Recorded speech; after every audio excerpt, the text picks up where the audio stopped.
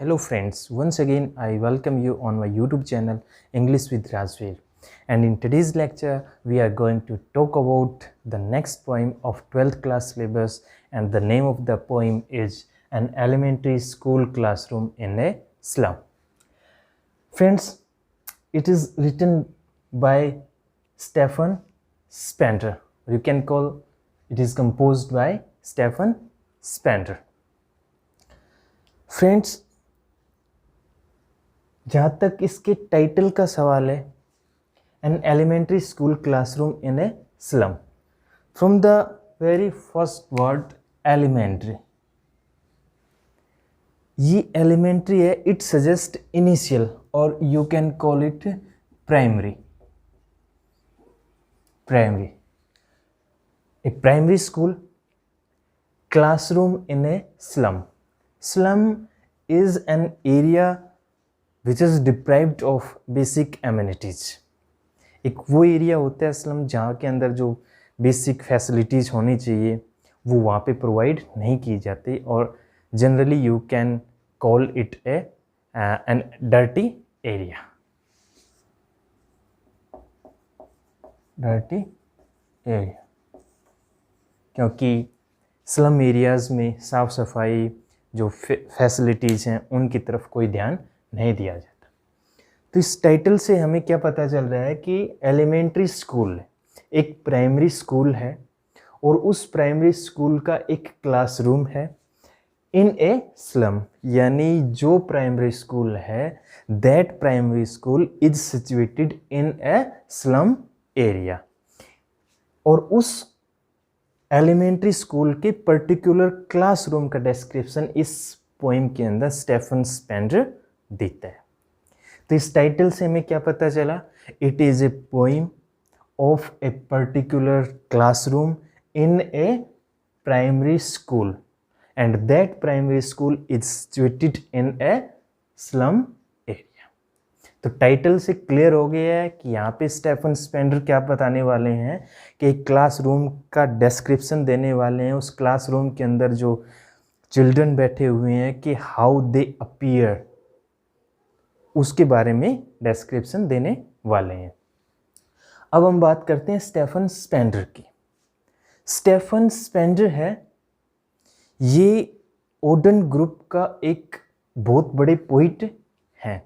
Odean group जो 1930s के अंदर पॉपुलर हुआ था, और आप ये कह सकते हो कि ओडन ग्रुप के अंदर कुछ ब्रिटिश और आयरिश पोइट्स हैं, उनका एक ग्रुप है जिसको हम जनरली ओडन ग्रुप के नाम से जानते हैं, और उसी के अंदर स्टेफन स्पेंडर भी थे. इन्होंने 1930s के अंदर, या यूं कहें कि मॉडर्न पोइट्री में इनका एक अहम कंट्रीब्यूशन है. स्टेफन स्पेंडर, अब जब हम पोइम पढ़ेंगे तो पोइम पढ़ने से पहले बहुत कुछ चीज़ें क्लियर हो जाएंगी हमारे माइंड में जब हमें पता चलेगा कि स्टेफन स्पेंडर कौन है. स्टूडेंट्स, स्टेफन स्पेंडर है यूनिवर्सिटी कॉलेज ऑक्सफोर्ड के ड्रॉप आउट है. आप ये कह सकती हैं कि यूनिवर्सिटी कॉलेज ऑक्सफोर्ड में वो पढ़ाई कर रहे थे और इसी दौरान इन्होंने उस कॉलेज को छोड़ दिया, यूनिवर्सिटी कॉलेज ऑक्सफोर्ड को छोड़ दिया, और छोड़ के जो काम करने लगे वो ज़्यादा इम्पोर्टेंट है. स्टेफन स्पेंडर ने अपनी पढ़ाई बीच में छोड़ दी. एक बहुत ही पॉपुलर यूनिवर्सिटी कॉलेज ऑक्सफोर्ड का है, उसको छोड़ के, और इन्होंने अपनी पूरी की पूरी लाइफ है वो डेडिकेट कर दी सोसाइटी के लिए और पैसिफिज्म के लिए. आप ये भी कह सकते हो कि स्टेफन ने पढ़ाई छोड़ी and he declared himself to be a socialist and pacifist. Pacifist is a person who would like to establish peace in society. तो स्टेफन स्पेंडर से हमें क्या पता चला? स्टेफन स्पेंडर ने पढ़ाई को छोड़ के सामाजिक कार्यों के लिए, समाज के अंदर जो इनइक्वलिटी फैली हुई है, इनजस्टिस फैला हुआ है, उसको रिमूव करने के लिए उन्होंने एक प्रयास किया था, और इसी प्रयास के अंदर ही हम जब ये पोइम पढ़ेंगे तो हमें ये पता चलेगा कि how Stephen Spender raises the issue of social injustice and class inequalities which is prevalent in our society. तो यही इसका थीम बन जाता है। एलिमेंट्री स्कूल क्लासरूम जो पोइम है, इसका थीम क्या है? Social injustice and class inequalities. Social injustice, समाज के अंदर जो अन्याय फैला हुआ है उसके ऊपर क्वेश्चन किया गया है। क्लास इनइक्वालिटीज हैं, वर्ग विषमताएं हैं, उनके ऊपर क्वेश्चन किया गया है। तो ये पूरी की पूरी किसके ऊपर है? सोशल इनजस्टिस के ऊपर और क्लास इनइक्वालिटीज के ऊपर है। Social injustice and class inequalities in which context? In the context of A school which is in a slum area. Slum area के अंदर स्कूल है, स्कूल के अंदर किस तरह से सोशल इनजस्टिस है, किस तरह से क्लास इनइक्वालिटीज है, उसके ऊपर क्वेश्चन रेज करते हैं Stephen Spender.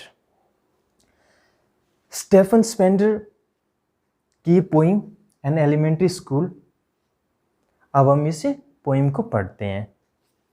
Far far from gusty views, फार फार, पहले ही लाइन के फर्स्ट 2 वर्ड्स में ही रिपीटिशन पोइटिक डिवाइस आ गई है।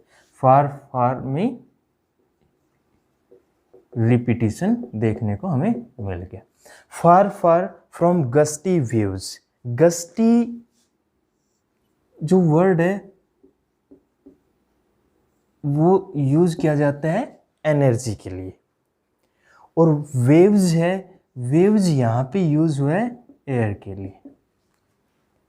लेकिन यहाँ पे कंप्लीट गस्टी वेव्स जो फ्रेज है ये यूज हुई है कि जो ब्लोइंग स्ट्रांगली, और वेव्स क्या हो जाएगा? एयर, मतलब उस एयर की बात की गई है जो बहुत ही स्ट्रांगली बह रही है, उससे फार फार दूर। दीज चिल्ड्रंस फेसेज, इन बच्चों के चेहरे। अब मैं इस पूरी कंप्लीट लाइन को एक सिस्टमेटिक तरीके से बना के आपको बताता हूँ।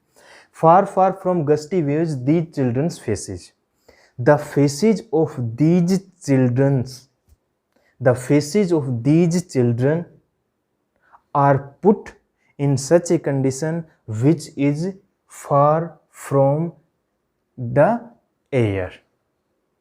या यूं कहें, वो बच्चे हैं वो जिस क्लासरूम के अंदर बैठे हुए उस क्लासरूम की हालत ये है कि वो हवा के झोंकों से बहुत दूर है। यानी यहाँ पे एक कॉन्ट्रास्ट देने की कोशिश की है स्टेफन स्पेंडर ने, और कॉन्ट्रास्ट इस सेंस के अंदर बताया है कि जो जनरली जो स्कूल्स होते हैं उन स्कूल के अंदर जो बच्चे पढ़ते हैं उनकी डेस्क, उनकी क्लासरूम का डेकोरम, उस क्लासरूम में जो एक सिस्टम होता है लाइटिंग का, डेकोरेशन का, सीटिंग अरेंजमेंट का, ये सारी चीज़ें हैं। और इनसे विपरीत एक प्रॉपर एनवायरनमेंट आप ये कह सकते हो कि दिया जाता है। एक प्रॉपर एनवायरनमेंट होता है एक अच्छे क्लासरूम का। लेकिन यहाँ पे जिस क्लासरूम का डिस्क्रिप्शन दे रहा है स्टेफन स्पेंडर, उस क्लासरूम के अंदर क्या है? उस क्लासरूम के अंदर जो बच्चे बैठे हुए हैं वो बच्चे हवा के झोंकों से बहुत दूर हैं। इसका मतलब ये है कि एनवायरमेंटली जब हम उसके बारे में बात करते हैं तो ये बच्चे हैं ये हवा के झोंकों से बहुत दूर हैं। यानी जिस आइडियल कंडीशन के अंदर स्कूल होते हैं वैसी कंडीशन उस स्कूल की नहीं है। नेक्स्ट टाइम पे आते हैं। Like rootless weeds the hair torn round their pallor. Rootless without root, or weeds means unwanted crop, unwanted plant या crop कह सकते हो, unwanted plant.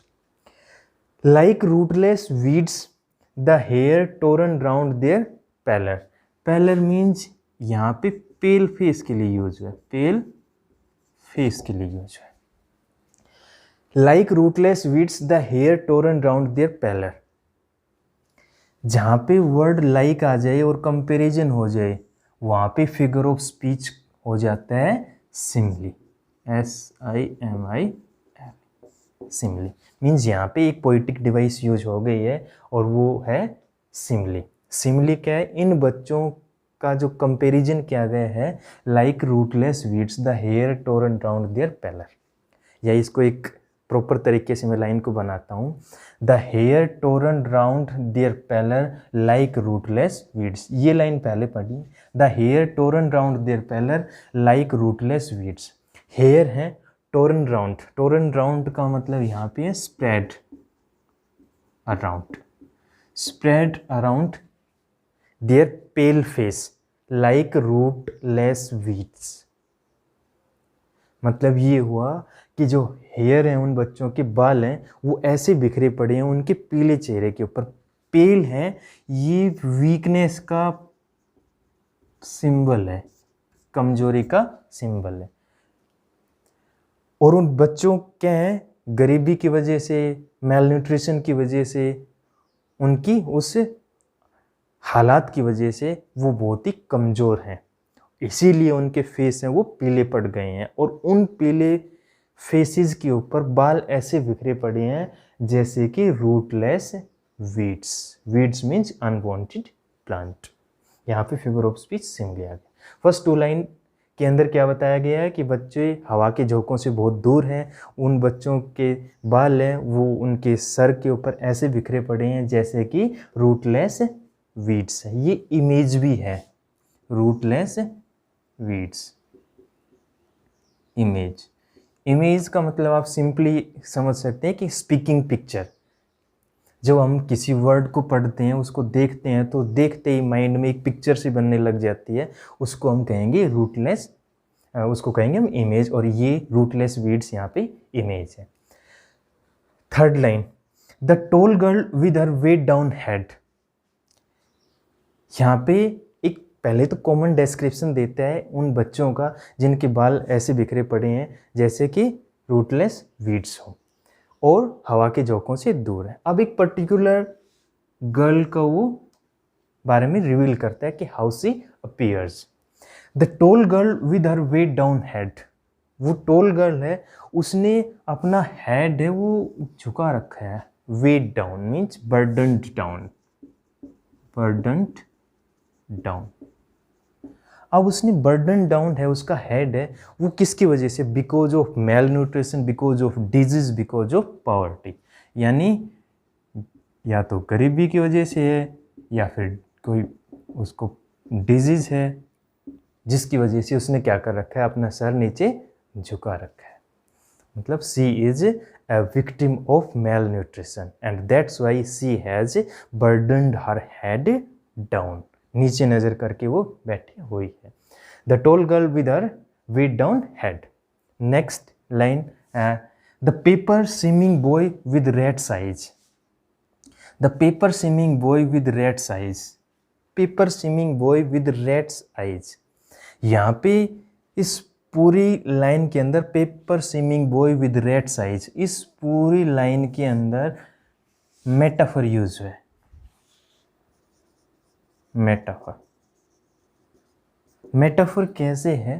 Paper swimming boy बच्चा है, उसका कंपेयर किया गया पेपर से, means the boy is as thin as a paper. जब हम कंपैरिजन करते हैं तो मेटाफर हो जाता है विदाउट लाइक और as. Paper swimming boy with rat's eyes, वो बच्चा है वो कैसा दिखाई दे रहा है? एक पेपर की तरह दिखाई दे रहा है, यानी बिल्कुल कमज़ोर है। और कमज़ोर होने का मतलब है he is also a victim of male nutrition, वो भी कुपोषण का शिकार है और इसी की वजह से वो बिल्कुल थिन दिखाई दे रहा है, पतला है। विद रेड साइज, ये रेड साइज ही एक और इमेज है, मेटाफर भी है।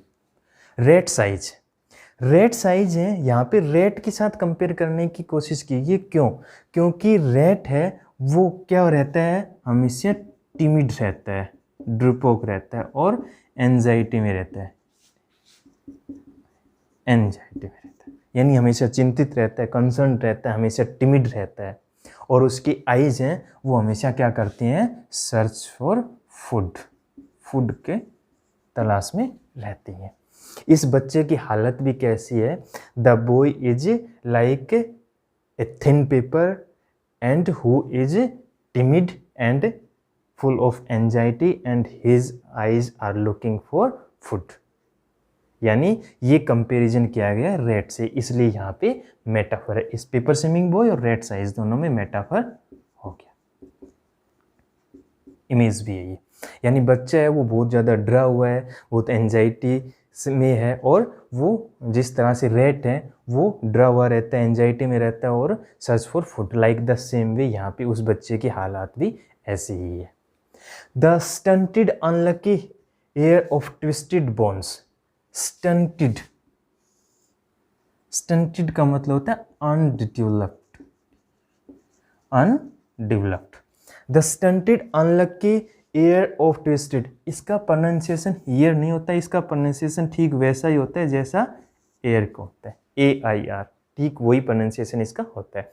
The stunted unlucky air of twisted bones. Air का मतलब होता है सक्सेसर, आने वाली पीढ़ी, SUCCESSOR, successor.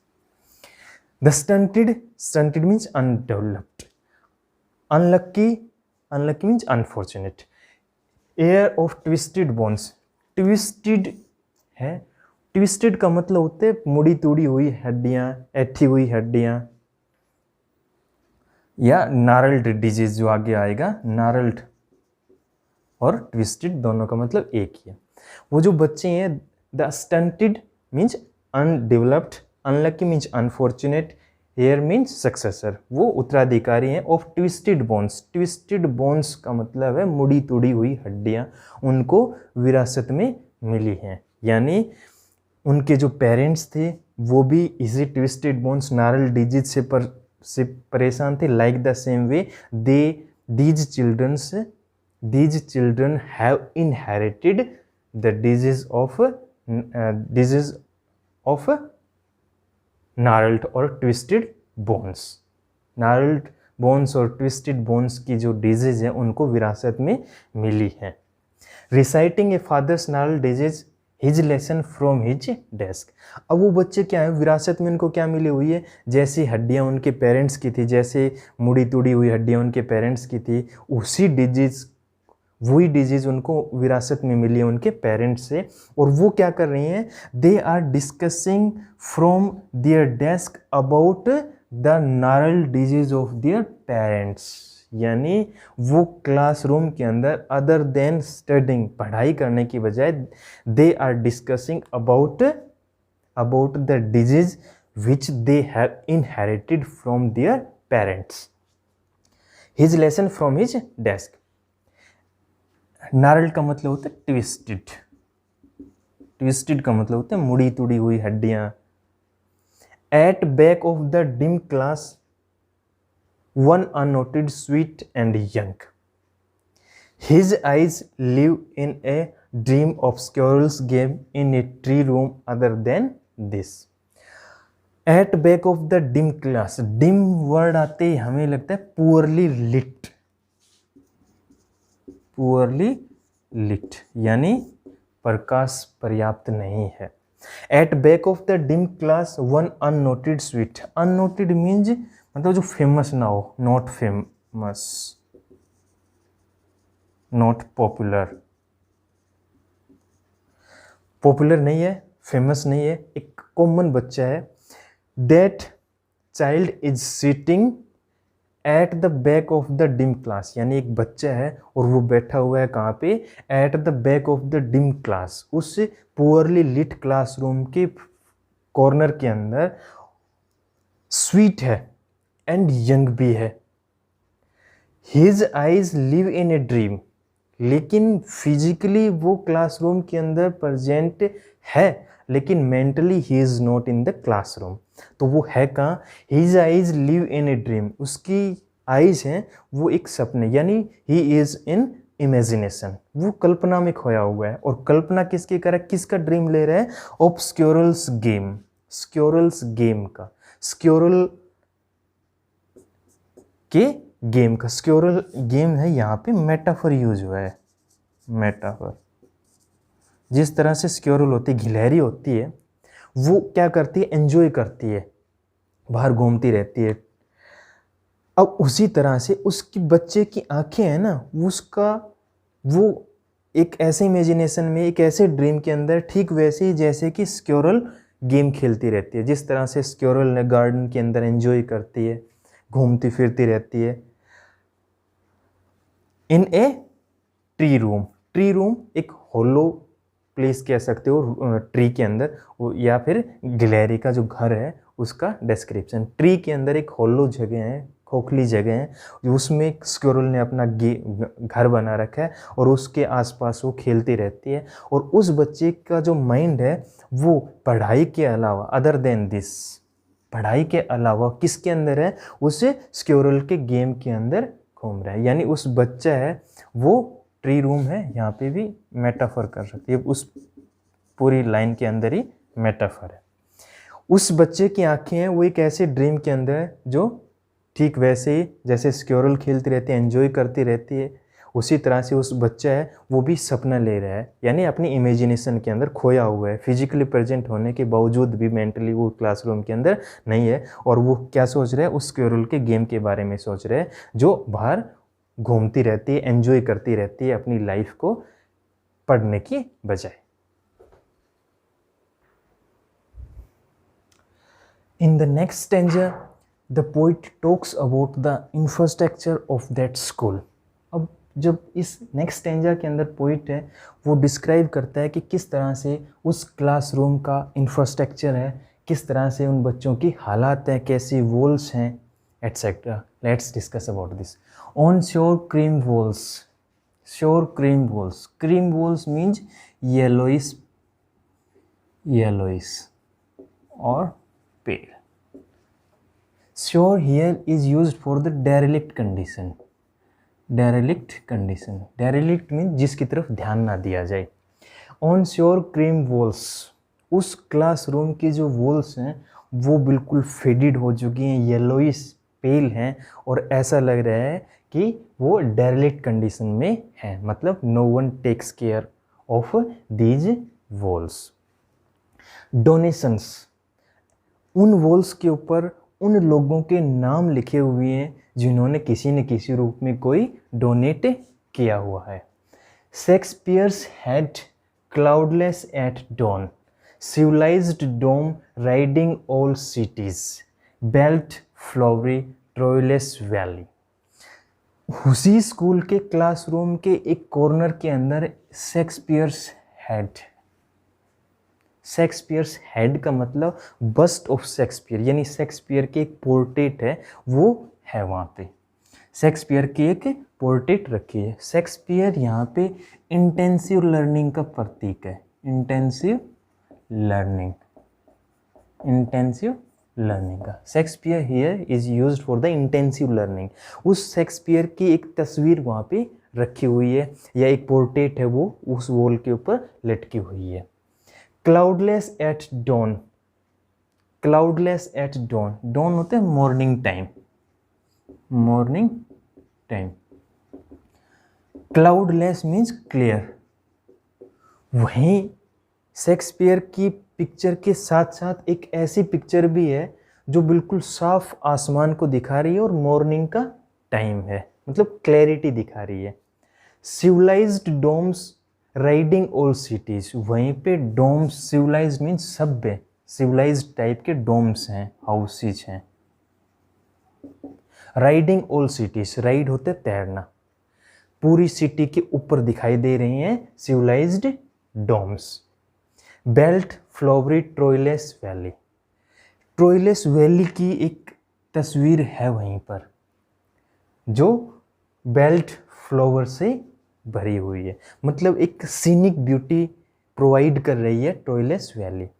Heavenly splendour is shone through this Tyrolese valley where belled flowers are flourishing, यानी उस ट्रोइलेस वैली की एक भव्य सुंदरता की एक तस्वीर वहाँ पे दिखाई गई है उसी क्लासरूम के वॉल्स पर एक तस्वीर के जरिए। अब इन सारी, मतलब हम ये कह सकते हैं कि कितनी आयरोनिक चीज़ है, कितनी विडंबना की बात है कि ये जितनी भी चीज़ें हैं इन चीज़ों का इन बच्चों से कोई लेना देना नहीं है, क्योंकि ये सारी हैं शेक्सपियर के हैड ये इंटेंसिव लर्निंग का प्रतीक है। क्लाउडलेस एट डॉन है, ये बिल्कुल साफ सुथरे आसमान का प्रतीक है, मतलब शुद्ध एनवायरनमेंट का है। सिविलाइज्ड डोम मतलब सभ्य बिल्डिंग, सभ्य गुंबज है, और वो सीनिक ब्यूटी जो हेवनली स्प्लेंडर लिए हुए है, इनका इन बच्चों से कोई लेना देना नहीं। यानी ये बिल्कुल आयरोनिक है, जो चीज़ें वहाँ पे हैं, जो तस्वीरें लगी हुई हैं, इन चीज़ों का उन बच्चों से कोई लेना देना नहीं है। ये बिल्कुल आयरोनिक है, तो आयरोनिकली ये चीज़ें दी गई हैं जिनका इन बच्चों से कोई लेना देना नहीं है। ना ही तो शेक्सपियर की इंटेंसिव लर्निंग के नाम पे कुछ हो रहा है वहाँ पे, ना ही क्लाउडलेस एट डॉन मतलब साफ़ सुथरा आसमान है वहाँ पे, ना ही उनके पास कोई सिविलाइज्ड टाइप के हाउसेज हैं, और ना ही उनके पास कोई सीनिक ब्यूटी है जो हेवनली स्प्लेंडर लिए हुए हो। उनकी लाइफ है that is surrounded by filth and dirt. इसलिए आयरोनिकली ये सारी चीज़ें पोइट ने वहाँ पे बताई है। Open handed map awarding the world it's world.